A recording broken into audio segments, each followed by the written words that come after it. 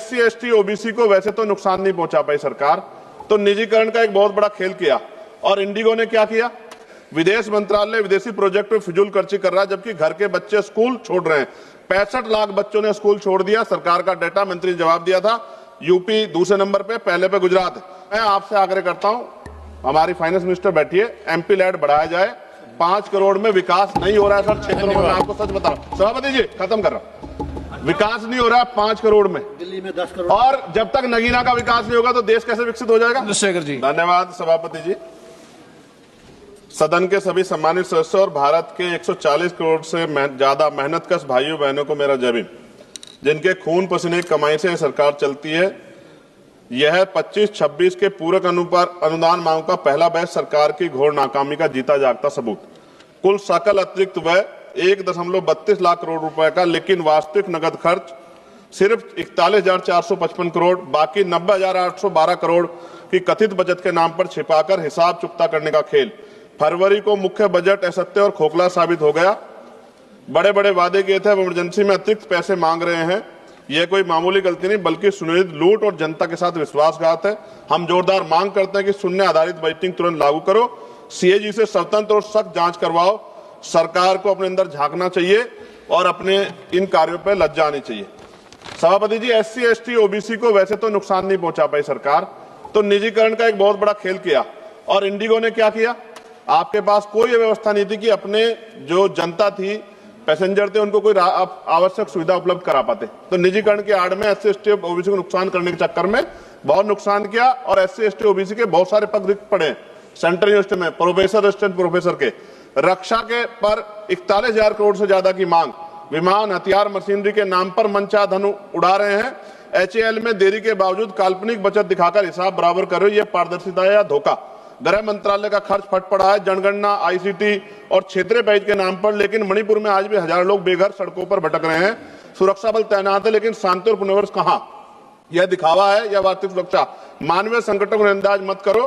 दिव्यांगों को मजबूत करने के लिए कोई योजना नहीं बनाई।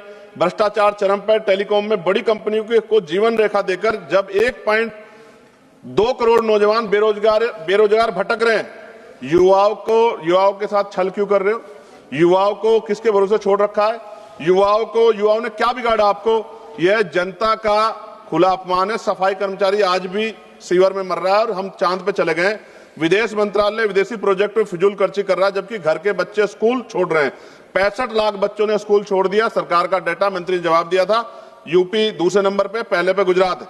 स्वास्थ्य सेवाएं लाचार है। विकलांगों को मामूली मदद, संस्कृति विरासत सड़ रही है। सभापति जी, क्षेत्रीय असमानता बढ़ा रहे हो। कुछ यूटीज को फोकस करके गांव कस्बों को बुला दे, जबकि भारत गांव में निवास करता है। माननीय सभापति जी, यह दस्तावेज देश की अर्थव्यवस्था गहरा आघात है। हम इसे पूरी ताकत से खारिज करते हैं।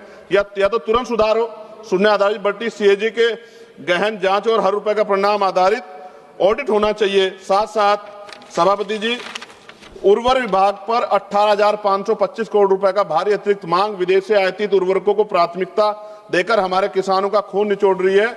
आत्मनिर्भर भारत का ढोंग रखते हो, लेकिन आयात पर निर्भरता बढ़ाकर मिट्टी को बंजर बना रहे हो। हर साल हजारों किसान आत्महत्या कर रहे हैं। एमएसपी की गुहार अनसुनी पड़ रही है। सब्सिडी किसानों के लिए, विदेशी कंपनियों के लिए यूरिया नहीं मिल रहा है, डीएपी नहीं मिल रहे।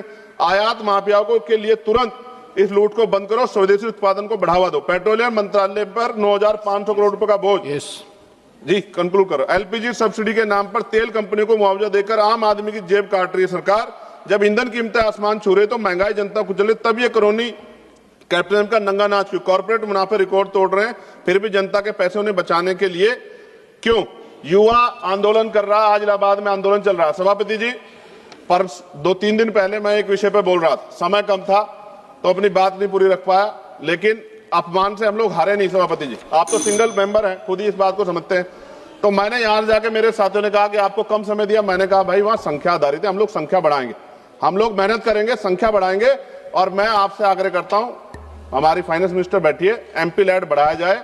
5 करोड़ में विकास नहीं हो रहा है सर क्षेत्रों में, मैं आपको सच बता रहा हूं। सभापति जी खत्म कर रहा हूं, विकास नहीं हो रहा है 5 करोड़ में। दिल्ली में 10 करोड़। और जब तक नगीना का विकास नहीं होगा तो देश कैसे विकसित हो जाएगा? नगीना के लोगों के बारे में सोचो, रोजगार की व्यवस्था नहीं है।